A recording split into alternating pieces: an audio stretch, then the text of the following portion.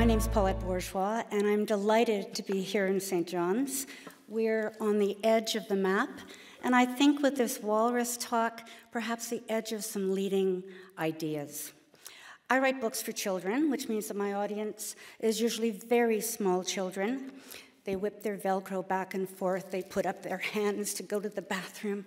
Once I faced an entire gymnasium full of children who'd made, kindergarten children, who'd made turtle hats. These were tin pie plates with green legs and heads tied under their chins. Do you have any idea how distracting it is to talk to 100 tin-plated bobbing heads? This means that I'm delighted to be speaking to an adult audience, but it also means, I'm sure you can guess, that the kind of Canada I deserve has a different plan for its children, particularly its youngest children. I think the way that we, and when I say we, I mean the collective we, the parents, the caregivers, the healthcare providers, the other professionals, and our governments work together to raise our children, particularly our very youngest children, those from the age of 0 until 3 years of age.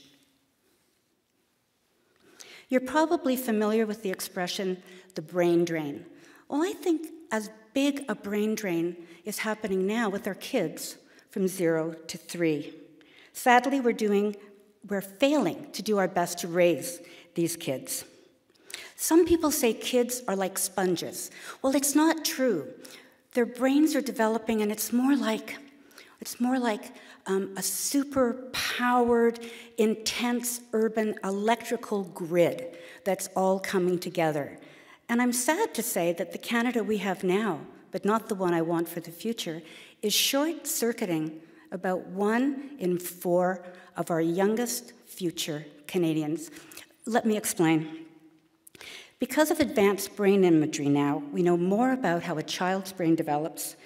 And to simplify, because I am a writer and not a neurologist, the brain that you have as an adult had its most important and its most significant growth from conception until you were 3 years of age.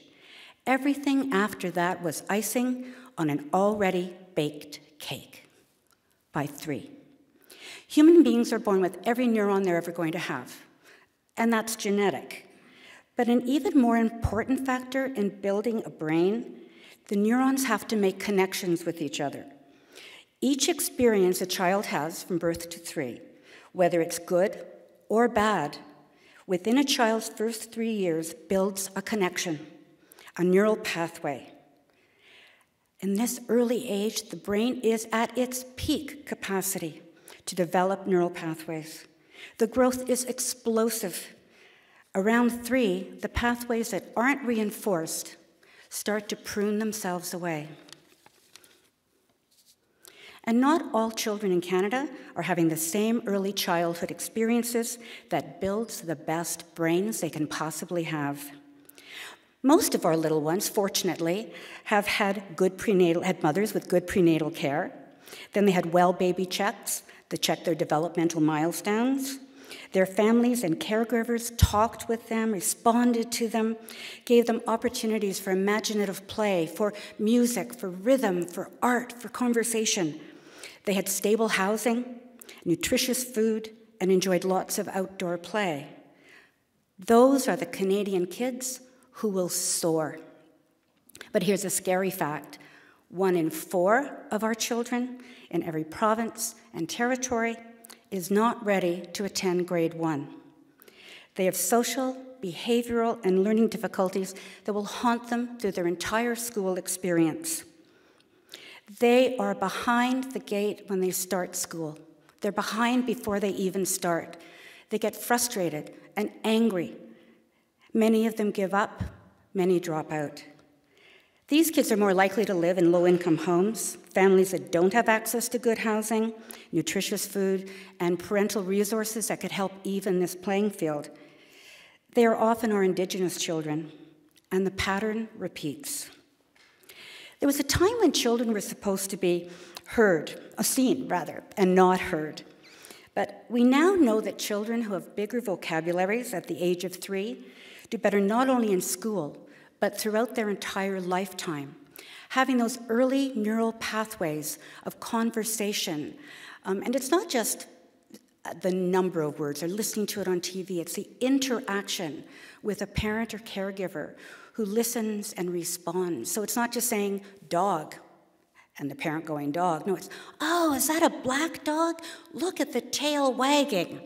So we know that children in low-income families hear from at the beginning of their life only about 600 words an hour. A child from a professional and affluent family or from a very talkative family hear more than 3 times that, more than 2,000 words an hour. By the time they are 3, the gap between those children from those socioeconomic groups is 30 million words. And what's really scary is that gap doesn't close. We thought that by having excellent preschool programs and interventions about, kindergarten or even a bit before, the gap that happens at 3 persists. It doesn't ever close. Those kids are so disadvantaged. I love this country, but I do wish Canada would take a lead from Finland, where all children are ready to learn. How do they manage this? Well, it's a smaller country, that's true, but they also have some of the challenges of the North. They also have a large immigrant population. It's because there is no poverty. They have generous parental leaves. There is universal daycare staffed by early childhood educators, all of whom have master's degrees, get paid excellent salaries, and are valued the same way as other professionals. We don't have that, but we should. We have to eliminate poverty, because those are the kids that need help. We have many successful education programs, but they're not available to all. Said, I write for children, and I'd like to believe in fairy tales. And I'm hopeful that soon the world points to Canada and says they have a vision for their children, and it's early education and help for parents. We can make it happen. Thank you.